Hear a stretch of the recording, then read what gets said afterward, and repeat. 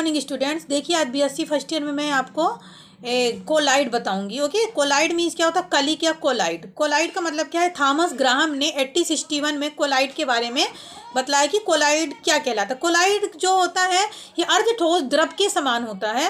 First of all ये बताना चाहूँगी कि जो कोलाइड जो होते हैं ये एक मतलब जैसे गोंद होता है या फिर क्या होता है अंडे के एल्ब्यूमिन होता है उसके समान जो होता है उसको हम कोलाइड कहते हैं। ठीक है, कोलाइड को थॉमस ग्राहम ने वर्गीकरण किया था कोलाइड का।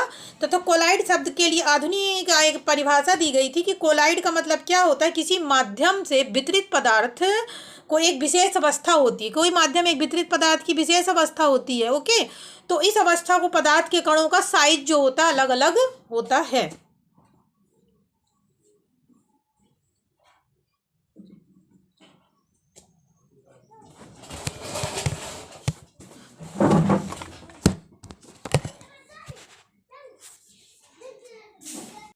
Good morning students. देखिए आज बीएससी फर्स्ट ईयर में मैं आपको कोलाइड बताऊंगी।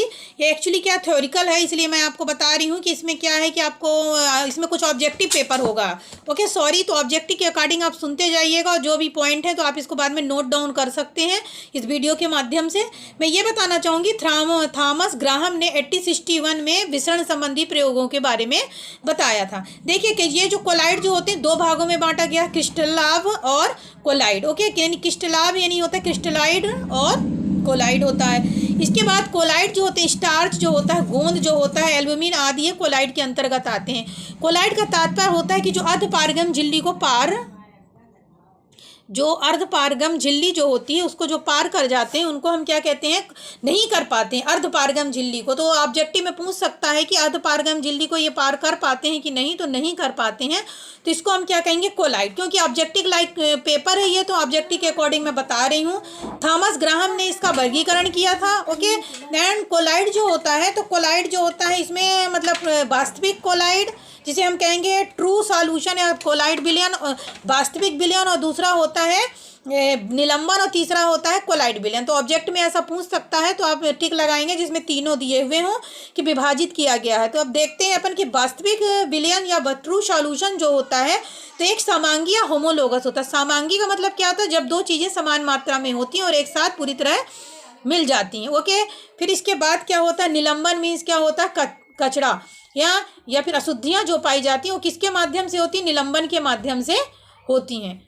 ठीक है, तो ये निलंबन कहलाता है। कोलाइड क्या होते हैं? विषमांगी होते हैं, मीन समान बराबर मात्रा में मिश्रण नहीं, इसमें विलय और विलायक के कणों का आकार जो होता है डिफरेंट होता है। ठीक है, अभी देखते हैं कोलाइड जो होते हैं। तो कोलाइड का कभी क्वेश्चन पूछ सकता है साइज कितना होता है? तो कोलाइड कणों का साइज जो होता है 1 nm से लेकर 100 nm तक के बीच में होता है कोलाइड कणों का जो होता है साइज। ओके, तो एक ऑब्जेक्टिव क्वेश्चन ये बन जाता है आपका। इसके बाद सोल क्या होता है? सोल का मतलब परिक्षिप्त होकर कोलाइड विलयन बनाता है तो उसे सोल कहते हैं। तो ऑब्जेक्टिव में पूछ सकता है। ठीक है, इसके बाद कोलाइड विलयन की विशेषता है तो ऑब्जेक्टिव में पूछ सकता है कि ये मतलब कोलाइड विलयन जो होता है तो इसमें कौन कौन सी अवस्थाएं होती हैं? तो परिक्षिप्त अवस्था और परिक्षेपण दो अवस्थाएं पाई जाती हैं। ठीक है, तो जो कोलाइड जो होता है तो परिक्षिप्त तो परिक्षेपण से मिलकर बना हुआ था। फिर ऑब्जेक्टिव में आपको पूछ सकता है कि कोलाइड का वर्गीकरण। तो कोलाइड को दो वर्गों में बांटा गया, द्रव स्नेही और द्रव विरोधी कोलाइड। ठीक है, द्रव स्नेही कोलाइड क्या कहलाते हैं और द्रव विरोधी? द्रव स्नेही का मतलब क्या कहलाता है? जो शीघ्रता से कोलाइड विलयन बना लेते हैं किसी भी जल के माध्यम में। और द्रव विरोधी कोलाइड क्या कहलाते हैं? जो परिक्षेपण माध्यम जल के साथ हिलाए जाने पर भी जल के साथ मिलाए जाने पर आसानी से विलयन में डिजॉल्व या घुलते नहीं है। ओके, तो ये हो गया कोलाइड में। ये ऑब्जेक्टिव के अकॉर्डिंग है तो आप इसको ध्यान से सुनते चलिएगा। फिर कोलाइड बनाने में सॉल बनाने की विधियां जो होती हैं तो इसमें संघनन की विधि होती है, उभय अपघटन की विधि होती है और ऑक्सीकरण की विधि पाई जाती है। ठीक है, इतना क्लियर हो गया। ऑब्जेक्टिव में अगर पूछता तो इसकी 3 विधियाँ हैं। इसके बाद होता है कि ऑब्जेक्टिव आ जाता है आपका जैसे कि कोलाइड जो होता है तो कोलाइड में पूछ सकता पायस क्या कहलाता है? तो पायस का मतलब होता है पायसीकरण, जिसमें जब दो द्रव आपस में समान मिलते नहीं उसे पायसीकरण कहते हैं। जैसे जल में तेल का और तेल के जल को अगर मिलाएंगे तो दोनों आपस में मिलेंगे नहीं, तो इसको हम कहते हैं पायसीकरण की क्रिया या पायस कहलाता है। ठीक है, ये क्लियर हुआ है। पायस जो होते हैं तनुता डाइल्यूट भी होते हैं। देन इसको क्या सॉल बनाने में भी इसका काम लिया जाता है। तो पायसीकरण में ऑब्जेक्टिव पूछ सकता है कि तेल में द्रव या द्रव में तेल मिलाया जाता है ये कौन सी विधि है, तो आप क्या लिखेंगे, पाइसीकरण मेथड कहलाता है। ओके, जेल क्या होता है, जेल का मतलब होता है अर्ध ठोस द्रव, जिसमें ना ज़्यादा द्रव अवस्था में ना ज़्यादा ठोस अवस्था में हो, उसको हम क्या कहते हैं, अर्ध ठोस द्रव कहते हैं। इसके बाद आप देखेंगे कि दूध, दूध क्या है, ऑब्जेक्टिव पूछ सकता है कि दूध क्या है, तो दूध में आपको बताना होगा कि दूध एक क्या, वसा का जल में परिक्षेपण कहलाता। कोहरा एक कोलाइड निकाय है, तो गैस और द्रव का कोलाइड निकाय कहलाता है। जब गैस के बुलबुले को द्रव में परिक्षेपित करते हैं तो कोलाइड तंत्र जो होता है, कौन सा कोलाइड तंत्र कहलाता है, तो इमल्सन कहलाता है। ठीक है, जब गैस के बुलबुले परिक्षिप्त होते हैं तथा कोलाइड तंत्र कहलाता है क्या, इमल्सन कहलाता है। कोहरा के बाद फिर निम्न में से कौन सा कोलाइड तंत्र नहीं है, तो निम्न में से जो कोलाइड तंत्र नहीं है, इसमें आप टिक लगा देंगे, शक्कर का विलयन कोलाइड नहीं है, क्योंकि पूरी तरह पानी में समान रूप से घुल जाता है। स्वर्ण संख्या का संबंध किससे होता है, यदि क्वेश्चन आता है स्वर्ण संख्या का संबंध किससे होता है, तो आपको टिक लगाना होगा कोलाइड से। ऑब्जेक्टिव पूछ सकता है तो कोलाइड में आप टिक लगाएंगे। जेल एक परिक्षिप्त प्रवस्था कहलाती है, तो जेल क्या होती है, द्रव अवस्था। परिक्षिप्त अवस्था किसकी, द्रव की परिक्षिप्त अवस्था है।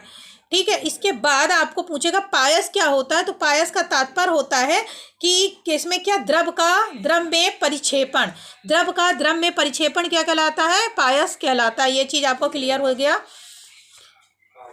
फिर है इसके बाद ठोस को क्या होता है, देखिए ठोस द्रव क्या कहलाता है, जिसमें अणु, परमाणु और आयन जो होते हैं काफी पास पास में एक व्यवस्थित क्रम में होते हैं, तो उसे क्या कहते हैं, अपन ठोस कहते हैं। तो ठोस क्या होते हैं, टू टाइप्स का होता है, क्रिस्टल और अक्रिस्टली।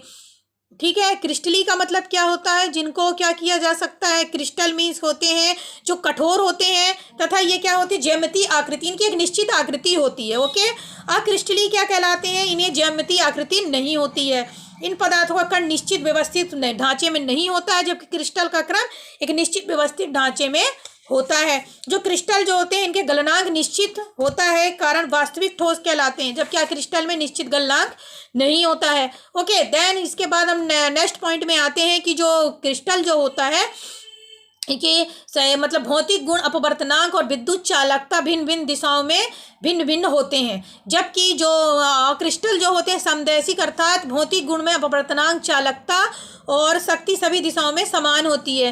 ठीक है, तेज धारदार के द्वारा इन्हें क्रिस्टलों को दो टुकड़ों में विभाजित किया जा सकता है, जबकि इनको क्रिस्टल को आराम से विभाजित नहीं किया जा सकता, असमित होते हैं टुकड़े, सिमेट्रिकल समान भाग में टुकड़े में नहीं विभाजित होंगे। अभी आपको एक क्वेश्चन पूछ सकता है, लैटिस क्या कहलाता है, ऑब्जेक्टिव में दो, तो बिंदुओं के व्यवस्थित क्रम, जो बिंदु होते हैं उनका व्यवस्थित क्रम होता है, उस निश्चित पॉइंट को हम क्या कहते हैं, लैटिस कहते हैं। ठीक है, तो ये ऑब्जेक्टिव के अकॉर्डिंग ही मैं बोल रही हूँ, तो आप ऑब्जेक्टिव के अकॉर्डिंग इसको माइंड करते जाएं।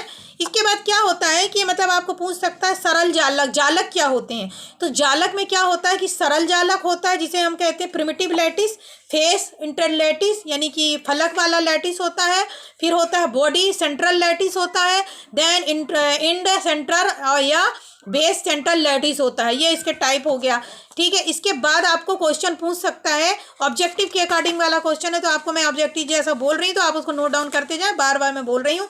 क्रिस्टोलॉजी किसको कहते हैं, क्रिस्टल विज्ञान के अध्ययन को क्रिस्टोलॉजी कहा जाता है। ओके, तो इसमें क्या क्या होता है, देखिए फेस होता है, इडेज होते हैं, इंटरफेशियल एंगल होते हैं, देन इसमें सॉलिड एंगल होता है, और क्रिस्टलोप्लाइटिक डिज़ाइन होते हैं, और क्रिस्टलोग्राफिक एस्पेक्ट्स होते हैं। ठीक है, तो ये क्या कहलाते हैं, इनके वर्णन में आ जाता है कि क्रिस्टलीय विज्ञान में फलक होता है, किनारा होता है, देन अंतर फलक कोण होता है, देन इसके बाद घन कोण होता है, देन इसके बाद क्रिस्टलीय प्रतीक प्रणाली होती है, क्रिस्टलोग्राफी अक्ष होते हैं। ये क्लियर हो गया। इसके बाद आपको पूछ सकता है लॉ ऑफ सिमेट्री या समिति, तो समिति कितने प्रकार के होते हैं, समिति जो होता है तीन प्रकार का होता है, प्लेनर सिमेट्रिकल होता है, एक्सेस सिमेट्रिकल होता है, और सेंट्रल सिमेट्रिकल होता है। तो अगर आपको पूछता है कि सिमेट्रिकल के प्रकार बताइए, तो आप इन्हीं को डिफाइन कर देंगे कि इतने प्रकार का सिमेट्रिकल होता है। ओके, देन इसके बाद आपको पूछ सकता है कि देखिए क्रिस्टल के बारे में और आगे पूछ सकता है कि NaCl में जो होता है किस प्रकार का क्रिस्टल पाया जाता है। तो NaCl जो होता है या सोडियम क्लोराइड में जो क्रिस्टल फलक केंद्रीय घनी होता है,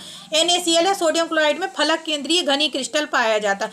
कुल सरल क्रिस्टलीय जालक होते हैं, देखिए क्वेश्चन पूछता है कुल सरल क्रिस्टलीय जालक होते हैं, तो 14 प्रकार के कुल सरल क्रिस्टलीय जालक होते हैं। घनी तंत्र में पाए जाने वाले क्रिस्टल जालक होते हैं, जो घनी तंत्र होता है उसमें पाए जाने वाले क्रिस्टल जालक जो होते हैं तो वो आप क्या लिखेंगे उसमें, ये होते हैं 3 प्रकार के होते हैं। क्रिस्टल जाला के फलक में 22 अंक 2:4:3 के अनुपात हो तो मिलर अंक क्या होगा। तो देखिए इनका मिलर अंक क्या होगा, हमेशा 100 हो, मतलब इनका मिलर अंक 634 होगा। कब 2:4:3 है तो इनका मिलर अंक कितना होगा, 634 होगा। देन किसी क्रिस्टल में फलक में 1:∞ है तो उसका मिलर अंक कितना होगा, हमेशा 100 होगा। ये ऑब्जेक्टिव के अकॉर्डिंग है, तो आप इसको ऑब्जेक्टिव के अकॉर्डिंग सुनिए, ठीक है। इसके बाद क्रिस्टल जाला की सूक्ष्मतम या इकाई क्या कहलाती है, तो क्रिस्टल जाला की सूक्ष्मतम इकाई क्या कहलाती, इकाई सेल कहलाता है। ये हो गया एक क्लियर आपका क्वेश्चन। फिर ब्रैंक का समीकरण क्या होता है, तो क्वेश्चन आता है ब्रैंक का समीकरण equal to n lambda equal to 2d sine theta होता है। n lambda equal to 2d sine theta होता है। ये किसका, ब्रैंक का जो समीकरण है उसके बारे में मैं आपको बता रही हूँ। ओके, ये ऑब्जेक्टिव क्वेश्चन का पेपर है फिजिकल केमिस्ट्री का। तो इस जो वीडियो इसको आपको ध्यान से सुने और जो भी ऑब्जेक्टिव के अकॉर्डिंग मैंने बताया उसको नोट डाउन करें। Okay, thank you.